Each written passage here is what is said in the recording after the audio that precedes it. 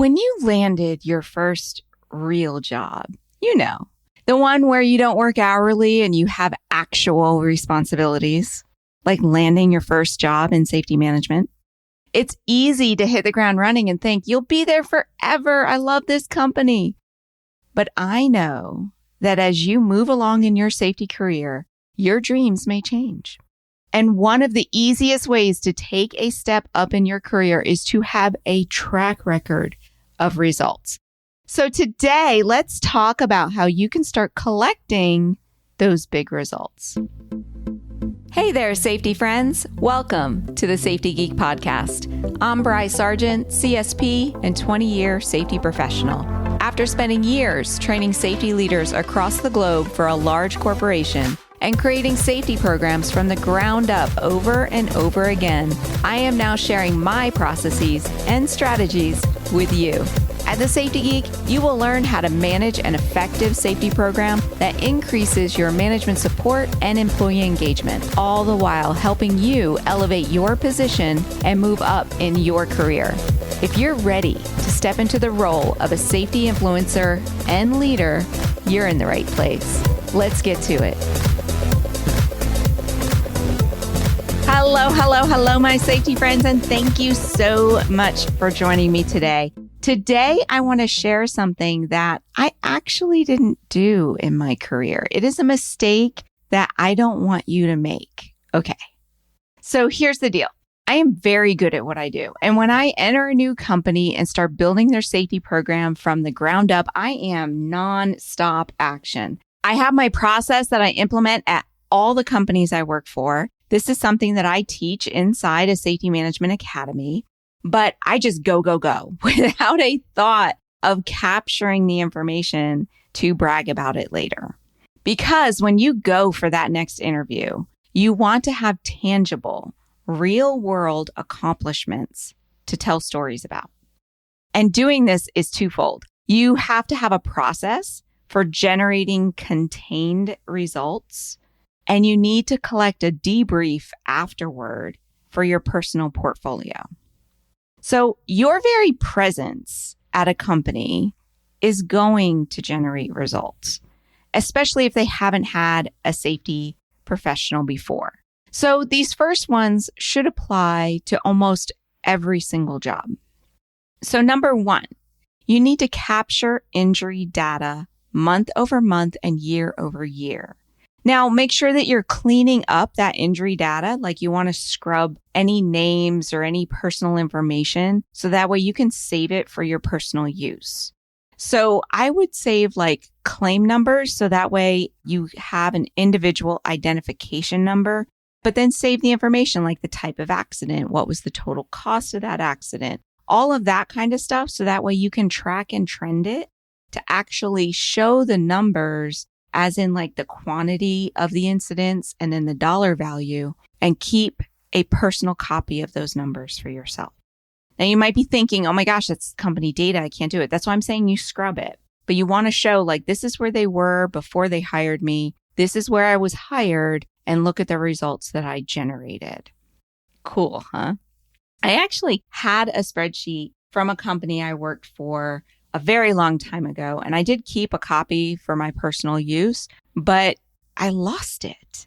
That's what's so frustrating. So just be careful about where you keep this information as well.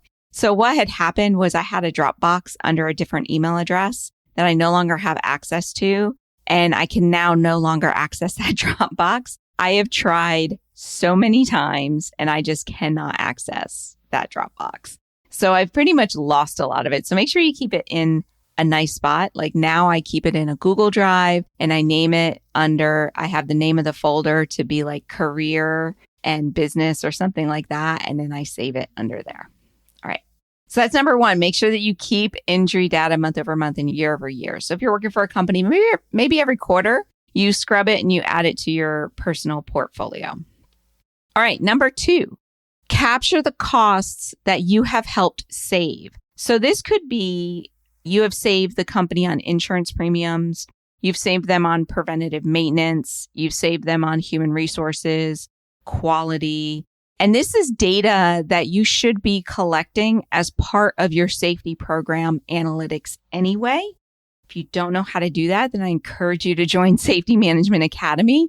But you basically the same thing. You want to capture this information every year or every quarter, scrub it so that way there is no identifying information, no personal information like names or anything like that, and then keep it in your personal portfolio. And once again, you track it, you trend it, and that way you can say, this is where they were before they hired me, and this is the value that I provided the company. I actually saved them this amount of dollars, which was, X times number of my salary. And I can do the same for you. And number 3 is capturing claims costs. Now, all of these seem very similar, these first 3, because they are typical things that we do in safety management. We do injury data, we do claims costs, we do expenses, right? But you want to do the same thing for claims costs. Safety managers are exceptionally good at claims management. Now, if you're new to safety, maybe you're like, oh my gosh, I'm supposed to be. Don't worry, you'll get there. It just comes with experience. But every experienced safety manager I've talked to, they can manage a claim like nobody's business. I remember I worked for a company one time where they changed the management of claims from safety to HR, and the costs skyrocketed.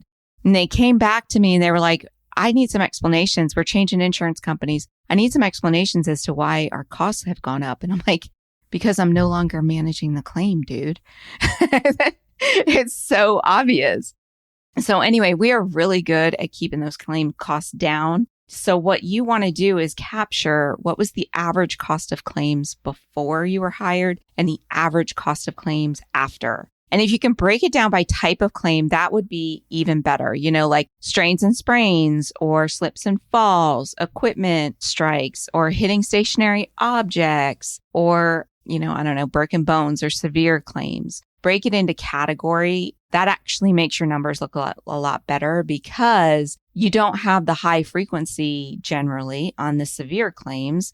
And it's those little claims that end up chewing away at the bottom line. So if you can actually explain to them that, the average cost of your claim might be $5,000, but I can get that down by 20%, that's actually more helpful because they have more of those claims than they do that severe claim that might be, $10 million that you really don't have as much control over. So those are the first 3 ways. And like I said, these are the ways that I believe that most safety managers are managing their programs anyway.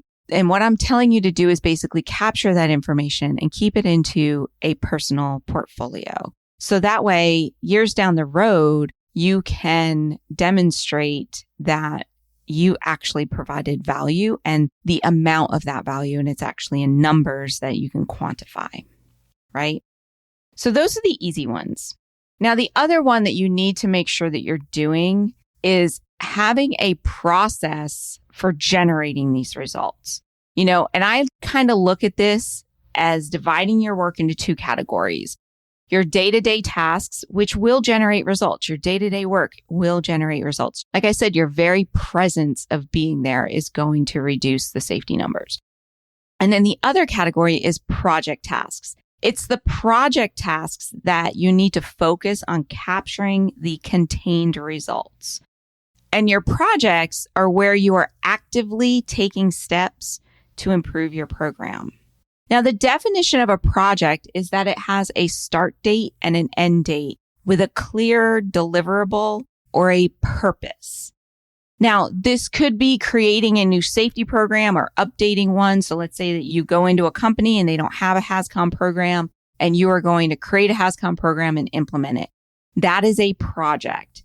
So it has a clear start, a clear end date, and it has a deliverable, which might be the full hazard communication program. And you can measure the results based on where the company was before and where the company was after. You can also have projects that are based on corrective action. You've done an accident investigation or you've had a hazard reported. And when you looked at it, you said, we need to implement this corrective action. Implementing that corrective action could be defined as a project because it has a clear start date, end date with a deliverable or a purpose. A continuous improvement project is a project as well. So Project results are a big deal when you are in front of a new potential employer. So you want to make sure that you're gathering the data from those projects now, so that way you can share it later. And this was the mistake that I made because I have done project after project after project and never captured that data to save for my own personal portfolio afterwards. So the idea is that, and I'll get into how you create a contained project in just a moment, but the idea is that you do the project, afterwards you have a debrief that you can then share with a potential employer. But the best part of this is that it's also valuable to your current employer because once again, you are demonstrating the value. So think about it. If you do several continuous improvement projects a year, which is how I teach my students to do it, you can, at the end of the year, let's say you're sitting down and you are talking about your performance and hopefully getting an annual raise, you can actually show them documented evidence of the work that you have done. You can show the data from what we talked about in the first three, and you can also show them all of these debriefs from the projects to demonstrate your value that you've provided to the company. And isn't that amazing, right? So could you imagine sitting there and let's say that you are making the average salary of a safety manager, which in the United States, I really have to argue this one because some places have said the average salary is $115,000 per year. But everyone I speak to is pretty much in the $70,000 to $80,000 range. Maybe you're new and that's where you're at. And that is generally who I am coaching and helping, the people within their first 3 to 5 years in safety. But let's say that you are at like a $75,000 range and you're able to demonstrate that you saved the company $3 million last year. It's very easy for you to say, I'd like a 5 or 10% raise. I mean, ideally, I would want a 10% of what I saved you, but that never happens. But it's easy to demonstrate your value. So that's why this is so important. All right. Now let's get into how you create a contained project, because this is extremely important. You don't just want to be doing projects willy-nilly. You want to make sure that you have a contained project so that way you can actually create this debrief at the end of it. All right. So number one, you want to define the project. What is its purpose? What is the end result or the expected end result?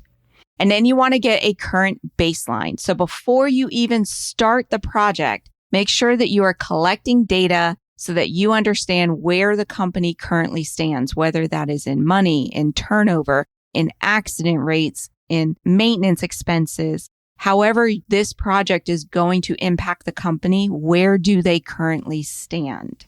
All right. Number 3, you're then going to complete the project. You're going to do your project. We're not going to get into that here.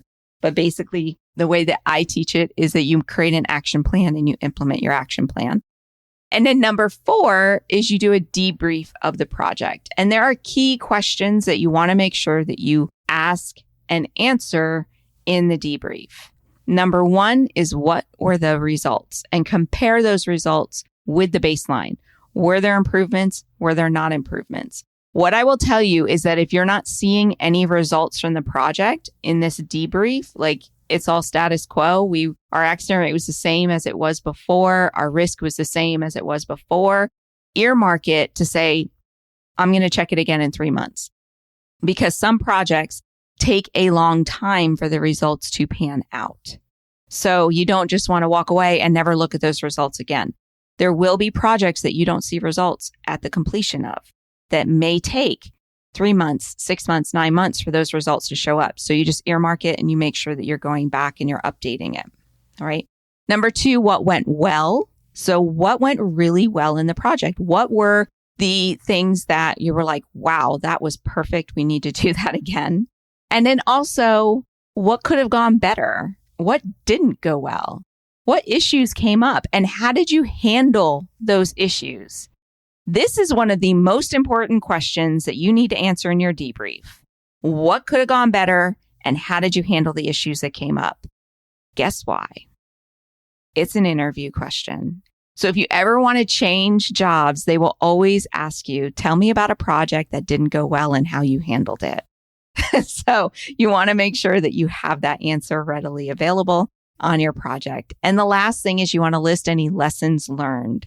Lessons learned are so important because you can take those lessons learned and move them on to another project. So as you are planning project number 2, you review all your lessons learned and make sure that you apply the needed changes in your next project.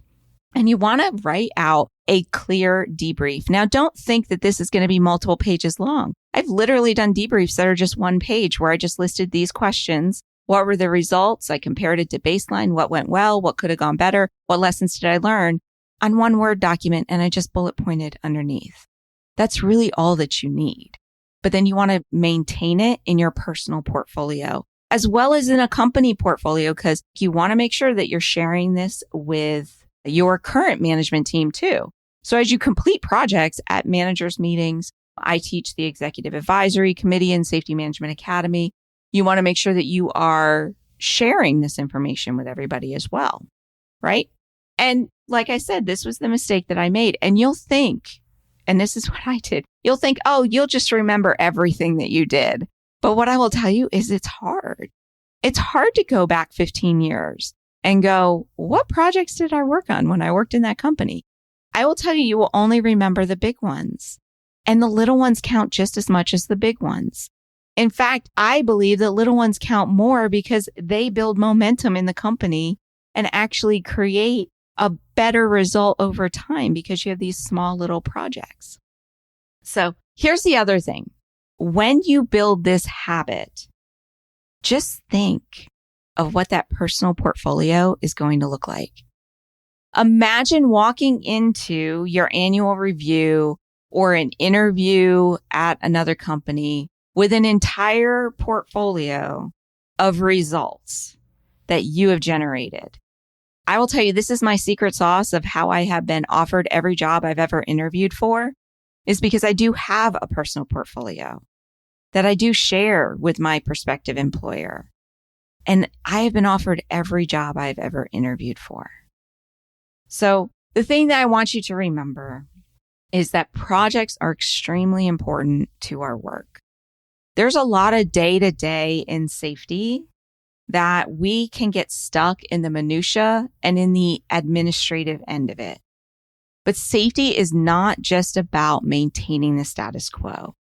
It is about continuously working on improvement projects that allow you not to just save lives, but to move up in your career. So you should always have several, I teach 3, continuous improvement projects going at a time. Now, this episode is part 1 of a 3-part series where I'm sharing with you how to make big improvements in your safety program that will not only help your current team, but also set you up for big things in the future if you want them. So be on the lookout for part 2 coming soon, where we will talk about getting big results in your program and what it means for you and your day-to-day as well as your career. So I will see you for part 2. Thanks for listening. Hey, if you're just getting started in safety or you've been at this for a while and are hitting a roadblock, then I want to invite you to check out Safety Management Academy.